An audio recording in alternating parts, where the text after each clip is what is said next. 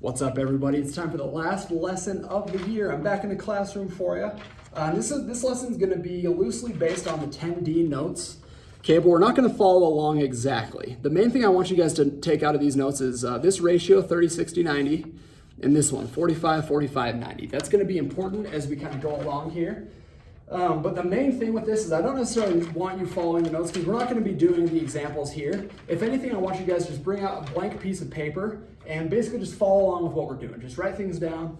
And this is going to be purely extra credit because these concepts get it can be a little bit confusing. So mostly I just want you guys to be able to kind of be introduced to some of these concepts that you're going to see if you go into Math 3, Secondary 3 next year. Okay, so the first thing to notice is that we're going to be working with triangles that look like this. And when I say look like this, I mean our angle that we care about is going to be this one, the bottom left, for the whole day, for this entire lesson, okay?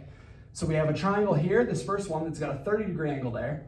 This one that has a 45-degree angle, and this one that has a 60-degree angle. And I try to kind of draw it to scale where this one's like a little flatter, and then this one's kind of like, it changes shape a little bit, and then this one's kind of like tall and skinny. And it works out that way for a reason. And the reason is that we're going to have the hypotenuse here. I hope you guys all remember what hypotenuse is. That's going to be the side length across from the 90-degree angle. And we want the hypotenuse to be 1 for all the triangles we're talking about today. And the reason why is because the numbers that we come up with, we're going to just try to break everything down to small ratios that'll end up being decimals between 0 and 1. Okay, so those decimals we're going to work with, we'll start by writing them all as fractions with radicals. I almost forget what's called square roots, radicals, you guys. So we'll start out with 0, 1, 1/2, the square root of 3 divided by 2, and also the square root of 2 divided by 2. And where these come from, you guys, is when we kind of do things that we've done already in Unit 10, and we go through using the Pythagorean theorem, a squared plus b squared equals c squared, and we have a leg length of 1 like this, this is sort of how we're going to fill in the other lengths. But we're not going to do it just on these triangles. We're going to do it in a different way. And the reason I want to do it in a different way is to just kind of, like I said already, introduce you to some of the next level math concepts that you're going to want to be aware of in Secondary 3 and kind of why things work out the way that they do. Okay, so let's keep these triangles in mind. And real quick, let's just identify what these are going to be as decimals as well. So 1/2, that's 0.5. The square root of 3/2, I believe it's 0.866. You can double check it in your calculator if you want. And then this one right here is the square root of 2 divided by 2. I'm going to double check it, but I think it's 0.707 if I remember right. Square root of 2 divided by 2. Yep, 0.707, okay? And as we go, we're going to kind of see, filling these in, we're going to see that there's like patterns that sort of emerge as we fill out this table. So really this table, as well as the next thing that I'm going to write on the board, I'm going to erase everything over here on the left. Excuse me, guys. I'm losing my voice already. It's like the start of the school year all over again. So we're going to draw these triangles on our Cartesian coordinate plane system, which is just the XY graphing system we've been using all year, okay? So we're going to erase these. We'll actually leave 0 and 1 because these are going to be like our possible answers that we get kind of as we move through. So we're going to start, we'll draw. And again, you guys, as I always say, if you ever want to pause it throughout these videos, if you're just kind of bored or whatever, come back to it later because this stuff's important, but pause, take a break, do whatever you got to do, okay? So we're going to draw our XY plane. Remember, X is always here. Y is here, and X is our movement left and right. Remember, left and right. Y is our movement up and down. Okay, and that's going to come into play as we fill out this table because we have one column for the Y distance, the up and down distance, and that's going to have to do with sine, and then we have another column for the X distance, the left and right distance. And then we have all of these rotated degrees, rotated angles, and we're going to cover all 5 of these as we kind of go through here, okay? So the main thing to notice is going back to like how I drew that triangle, those triangles at the start, they were all kind of like this, right? So now let's imagine that this straight line is just the X coordinate plane. So I could draw that 30-degree triangle, and let's actually do that right here. Let's draw the 30-degree triangle, starting with kind of taking this shape right here, like this, going out, and let's remember again that the hypotenuse is going to be 1. And then we're gonna have this go straight down and we come back over. Okay, and one thing I kind of want to do here is we're gonna call this is gonna be the unit circle. And the reason I call it the unit circle is that the idea is gonna be, we take our hypotenuse and we just rotate it all the way around. And so we have a radius of 1 all the way around. And I know that's like a pretty lopsided circle, but you guys kind of get the idea, I think. So once we've drawn this, we can imagine that the circle kind of goes all the way around. It's rotated like that. And then we're gonna take away everything except for this upper right quadrant. That's all we're gonna worry about today. And the reason why is because, like I said about the patterns we're gonna see here, they're gonna repeat themselves as you kind of go around. And that's something that I'm gonna let your secondary 3 teachers go over with you, because it gets a little confusing with negative signs and how everything sort of flips. But for now, I just wanna go over the ratios, okay? So we just drew our 30-degree triangle. And so what that means when I say 30-degree triangle is that we've rotated from here up to here 30 degrees. Okay, so we've got 30 degrees right in here. And so now if I want to see what our y distance is, really what that's asking is how far is this point right here? How far above the x-axis does it go? And now we all kind of know how to solve that, you guys. We can use the sine of 30 degrees. And the reason it works out that way is because sine, if we remember, sine of an angle, let's actually do that here. Sine, we'll do it in black.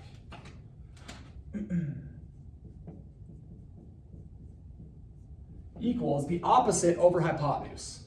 So opposite. And so this works out now because we've decided that our angle is going to be here for all of them. So the opposite leg is going to be here for every single triangle we draw today, okay? So our opposite leg is going to be here divided by our hypotenuse. But this is where the magic happens, you guys, because we decided that our hypotenuse is always going to be 1. So sine for what we're doing here, if we just divide both sides multiply both sides by the hypotenuse, which is 1, we basically get 1 times sine is going to be the opposite angle. So this makes it just all work out really easy. Okay, so we can go sine of 30 degrees. Let me find it on my calculator. There we go, sine of 30 degrees. And I almost made a classic mistake here, guys. I want to make sure I see radians right there. That's not what I want to use. I want to make sure that that's in degrees. So I'm going to go into the mode where I see radians. I'm going to switch it to degrees, and then I can go back out, and I'm good. Now it says degrees, so I'm good. So I go sine of 30, and what do I get? 0.5. Awesome. So for sine of 30, I'm going to write 0.5. And really, again, what that is saying here, you guys, is that that's right here, 0.5. That's this length. That's the vertical length created by this triangle rotating 30 degrees. Okay, so we're not done yet. We're only halfway through this triangle. The next thing we want to figure out is how far horizontal is that?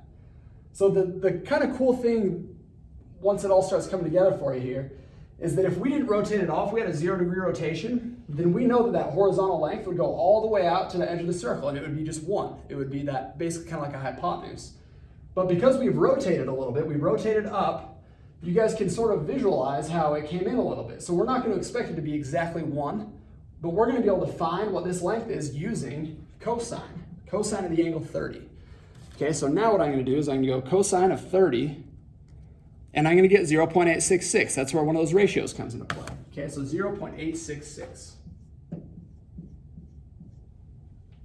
And now we're done with that 30-degree triangle. I'll even write that right here, 0.866.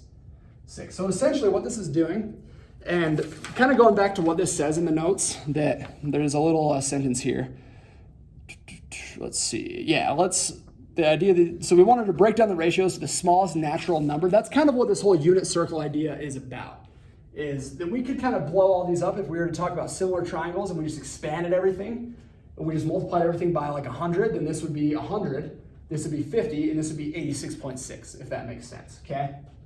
So now I'm going to erase this triangle and we're going to move on to the 45-degree triangle. Again, pause your video at any moment, you guys. That's the beauty of YouTube here, okay? So we're going to erase this triangle. We're going to redraw that kind of corner of the square, or the corner of the circle, like it was already. Maybe make it look a little bit better. And this time we're going to rotate up 45 degrees. And what's kind of cool here is that if we can imagine going from here to here, that's a full 90-degree rotation. So 45 will be cutting it perfectly in half. Okay, so 45 is gonna be, we go right up to here.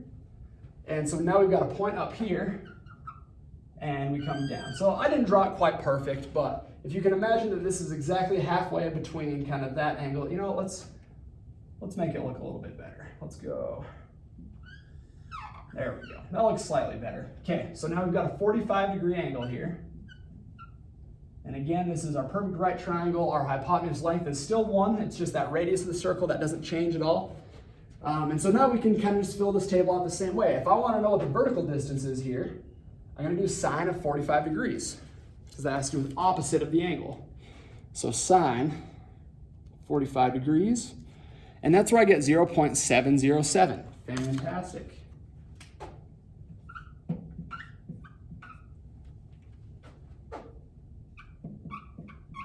And now if I want to find the horizontal length, you guys are probably starting to catch on now.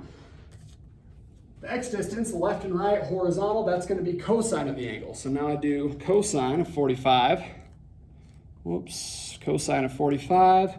And how about that, guys? We get the exact same thing. And this kind of makes sense, 0.707. Because whenever you have a 45, 45, 90 triangle, what that means is that both these angles are 45. This one's 45 and this one's 45. And this one's going to be 90. So it makes sense that this length would be exactly the same as this length. And that's just kind of one of the unique things about 45, 45, 90 triangles, okay? So now we've got our 45-degree triangle worked out. We know the side lengths are going to be the same. We break it down to this ratio with our hypotenuse equal to 1, and we get 0.707, 0.707. So now let's move on to the 60-degree triangle. This is not going to be a very long lesson, you guys. We'll keep it well under 20 minutes, it looks like. Okay, so we'll get this all erased again.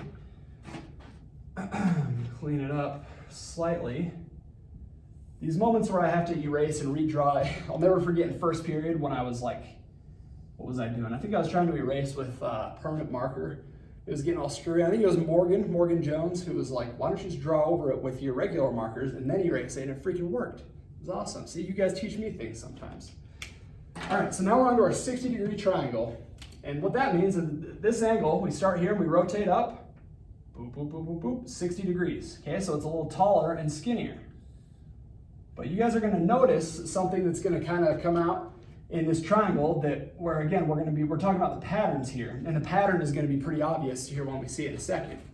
So if I'm talking about the vertical length again, that vertical length I'm gonna find using sine of the angle, sine of 60 degrees. So I go sine of 60, and I get that again, 0.866.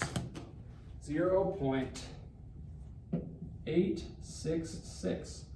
So now if you're kind of one step ahead of me here, you could probably figure out what we're going to fill in right here just by looking at what the other values we kind of already have on this table. So to find out, let's make sure I get that labeled. So 0.866. And our hypotenuse is 1. So now if I want to find this horizontal distance, the leg length right here, I'm going to go cosine of 60 degrees, and I get 0.5. How about that? So 0.5 is going to go right here, and that's going to be our x distance, 0.5. So the pattern that I hope you guys have recognized with this triangle, this 60-degree triangle, is that again we have the same 90-degree angle here. Okay, we always have a 90-degree angle somewhere with all these triangles we've been talking about in this unit. So we've got this angle, we have 60 degrees, and if we were to figure out what the remaining angle is, and you were to kind of go through some of the stuff we've already learned this year, you would figure out that this is 30 degrees up here. And the reason I'm bringing this up is that if we kind of like mirrored this in a certain way, we would be back to this first triangle that we dealt with. Okay, and so 60 degrees and 30 degrees, that's why you get these numbers, but just in different places, okay? So the ratio, kind of the relationship is very similar. And that's like one of the main things that I want you guys to start noticing with these triangles, because the quicker you can put that together and the easier you can put that together, the more, what am I trying to say here? The more like fluid you're gonna be able to kind of get into the stuff in secondary 3. Because then you're kind of starting to be able to see it with like a more next level mindset, which just helps a ton. So what we've done with these three triangles is we basically we did it like this. So we're already like almost done here, you guys. This is not a very long lesson. But we started out at 0 degrees. And we're gonna fill in the rest of these, don't worry, for those of you who are maybe a little OCD about it. So we started out at 0 degrees, and we slowly rotated up to 90 degrees, but we hit each of these benchmarks along the way. So we started here, and we were like, all right, do. And then we hit like 30 degrees, and it kind of looked like that. And we found the vertical length and the horizontal length. And then we went up a little further to 45 degrees, and we found the vertical length and the horizontal length. And then we rotated a little more, and we got up to 60 degrees, and we found the vertical length and the horizontal length. And then we could go all the way to 90 degrees, and then we're gonna have kind of different answers. And then, again, like I just said to you guys, as we rotate back over, and if we were to get to if we were to start just looking at this angle, or if we kind of kept this big angle, like you would see these patterns that we see with the numbers here, they would still repeat based on increments of these degrees, okay? So this is what's really cool about it, is that like when I sort of figured all this out, my mind was blown. I thought it was amazing, and some of you guys might be sitting at home like, Mr. Thompson, this is the most boring thing you've taught all year. And I'm like, what do? You know, it's May, it's basically the end of the school year. Just wanted to make sure you guys got like a little head start on this stuff. So just to finish up here, let's go back to 0 degrees and 90 degrees, because this is kind of what I think is gonna hit at home for some people. And so if we're rotated 0 degrees, that means that we started here and we did not rotate up at all. We just stayed like this. So at that point, we don't even have a triangle. We just have a straight line coming out like this. But remember, that straight line is gonna hit the unit circle with a radius of 1. So now if we're thinking about going, like how far did we go vertically when we rotated 0 degrees? Are we up at all? We're not up whatsoever. So we're gonna put 0 here. Now, how far over did we go? To kind of revisit something I brought up earlier in the video, how far over we went is that perfect 1, okay? It's that hypotenuse length. Okay, so our up and down distance, when we haven't rotated at all, starting here, not rotating at all, we don't go up at all. We go all the way to the left, out to the circle right here, and that's 1. And then as we start kind of rotating up, these ratios come into play, and then we get to 90 degrees. And now what do we think? Are we going, so if we have a line that just goes like this, does that line move left or right at all? No, it doesn't move left or right whatsoever. So that means that the x distance, left and right, is going to be 0. My black marker is running out here.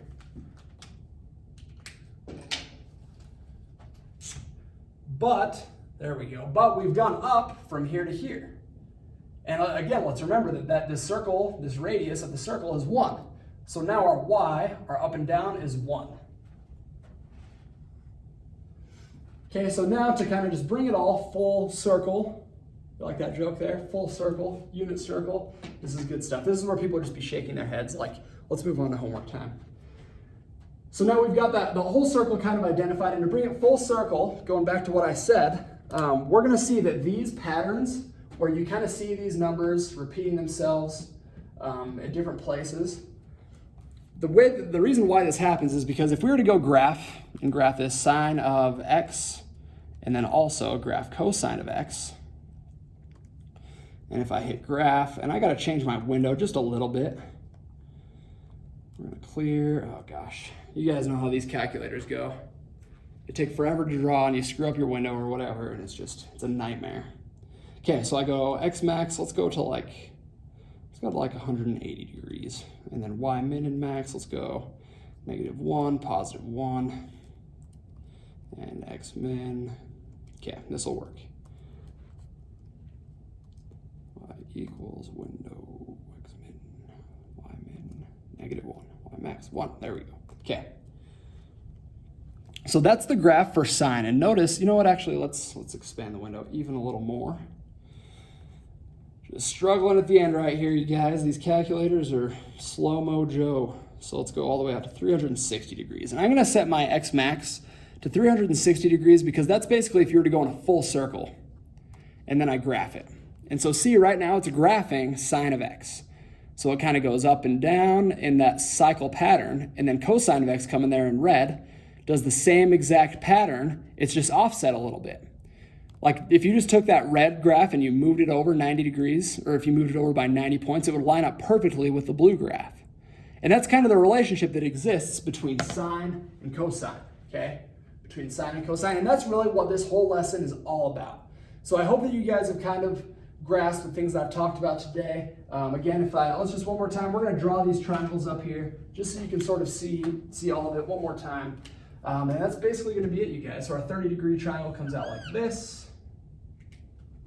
Our 45-degree triangle comes up like this. And our 60-degree triangle comes up like this. And so notice that as we rotate between 30, 45, and 60, the y distance, how far up we're going, gets bigger. We go from 0 to 1/2, to 0.707, to 0.866, all the way up to 1. And then as we kind of rotate it like that, the y distance shrinks. This starts out all the way at 1, and then it kind of shrinks in. Or I'm sorry, I think I just said y distance, I meant x distance. The left-right distance sort of shrinks as we get up close to 90 degrees. So the x distance shrinks. It starts at 1, 0.866, 0.707, 0.50, and that's exactly what we see on these graphs, you guys. So with this being cosine, it starts up at 1, and then we get down to 90 degrees and goes to 0. With the blue one being the sine, it starts at 0, so it starts down here at the axis, and then as you get close to 90 degrees, it goes up right there. And then as the circle keeps rotating, that's kind of where these cycles come in, okay? So again, if you guys are like a little confused, don't stress too much. There's gonna be a little quiz on Canvas about this. And again, the quiz is gonna be purely extra credit. So basically, as long as you've been paying attention to this video, most of the idea is gonna be filling out this table, and it's gonna be questions I'm gonna be like, what is the y distance for a 60-degree triangle or something? You could put like 0.866, okay? I hope that makes sense. I hope you guys are all doing well. I miss you guys. I freaking love you guys. Sounds like we're not going to be back this year, but I hope to see you guys next year in the fall. Football kids, I'll be hopefully seeing you even sooner than that. So I'll talk to you all later. Hope you take care.